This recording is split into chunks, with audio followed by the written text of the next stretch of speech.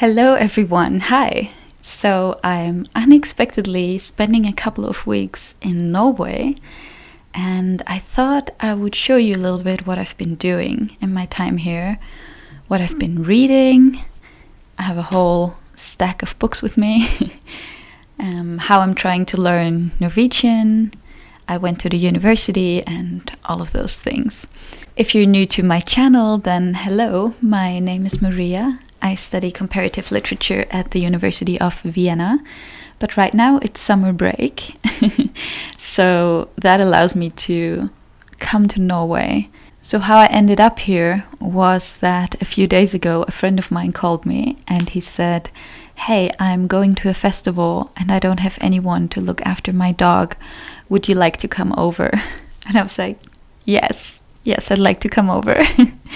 So ever since then, I've just been here. I'm in Trondheim, a little bit on the outside of the city. It's very green around here, lots of forests, very beautiful.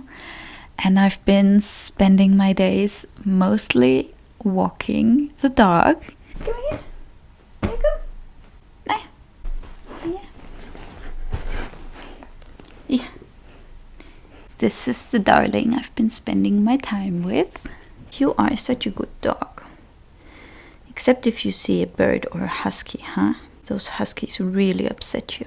I've already seen a fox and a deer on my walks. I really want to see a moose, so I'm going out every day for hours, staying on the lookout for a moose. I would love to see one. And yeah, it's just super gorgeous here. Like, I'm gonna insert a picture of what it looks like around midnight here. It's really insane. It never really gets dark. I think at like 2 or 3 in the morning it's at its darkest, but it's not entirely dark. It's very strange to get used to, but I'm really enjoying it.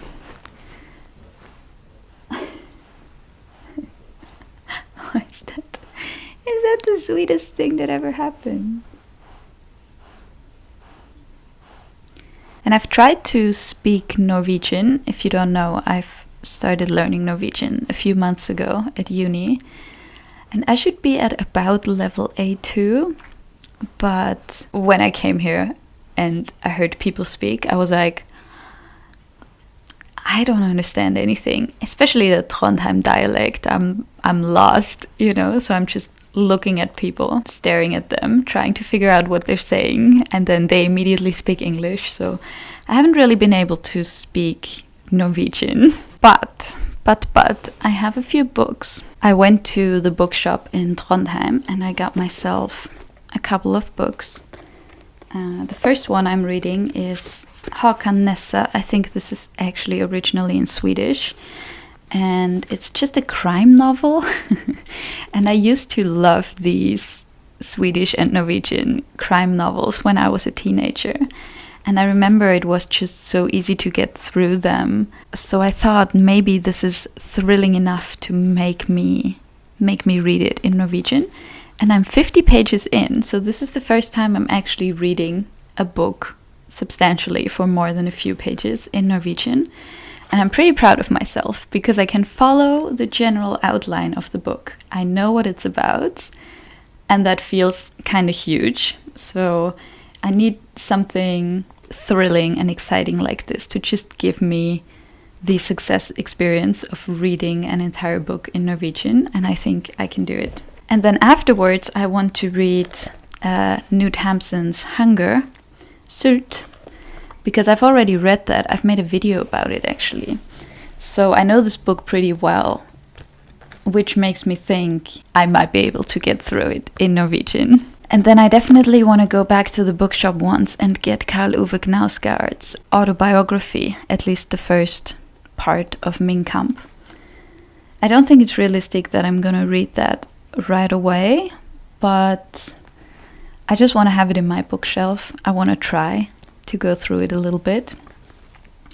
But I think when I'm coming home, I have to make like a hard switch away from Norwegian and study French, because I'm going to Paris in just a few weeks.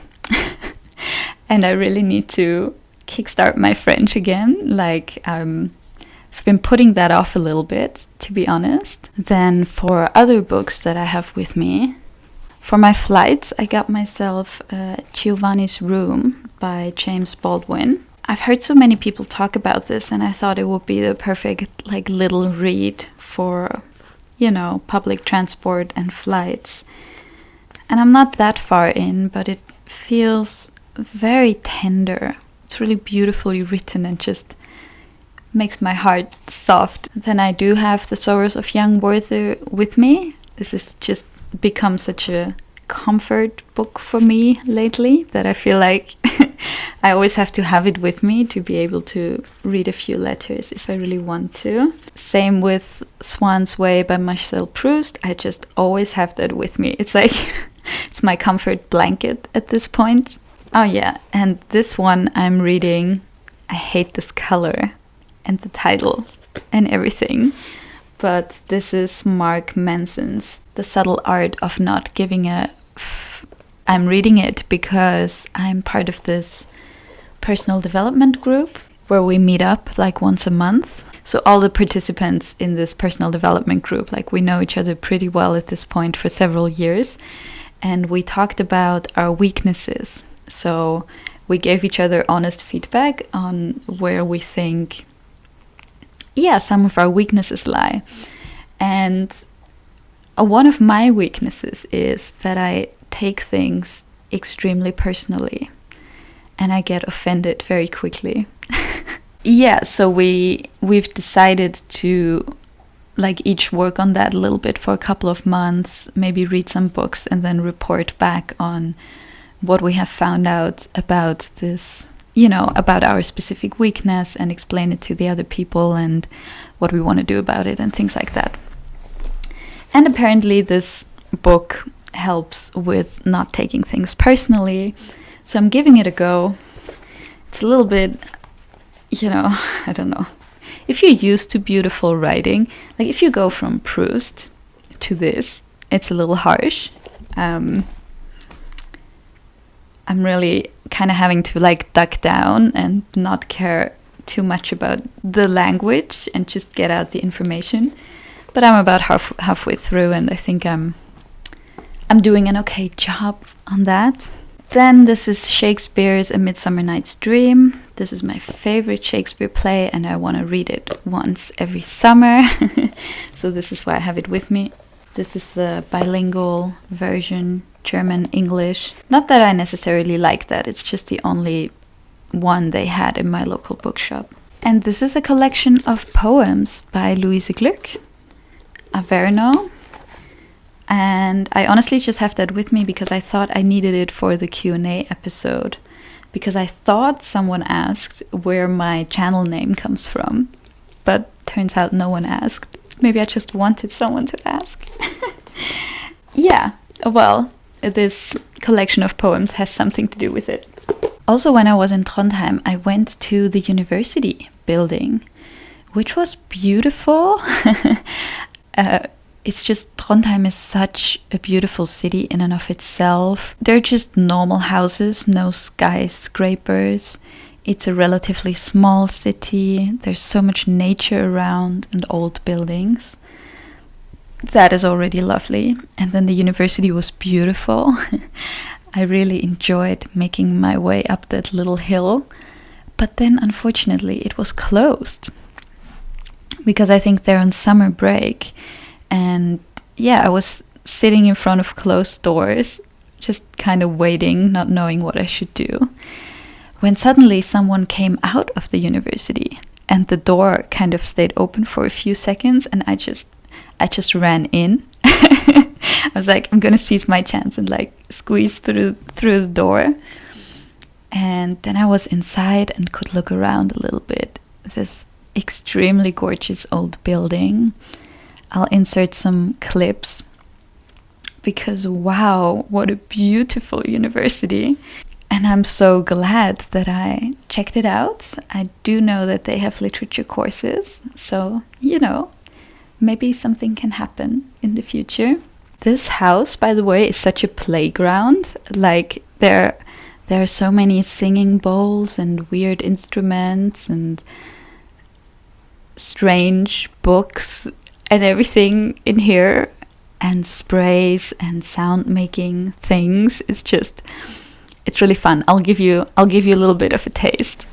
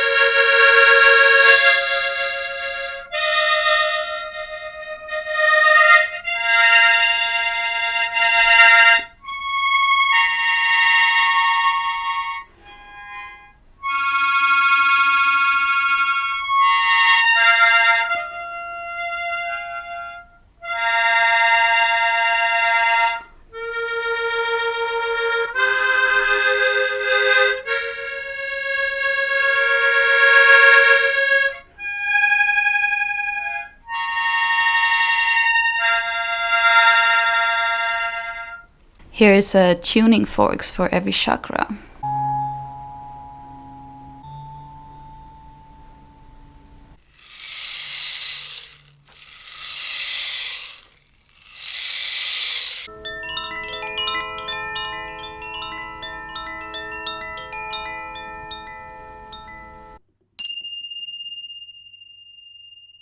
I love my weird friends.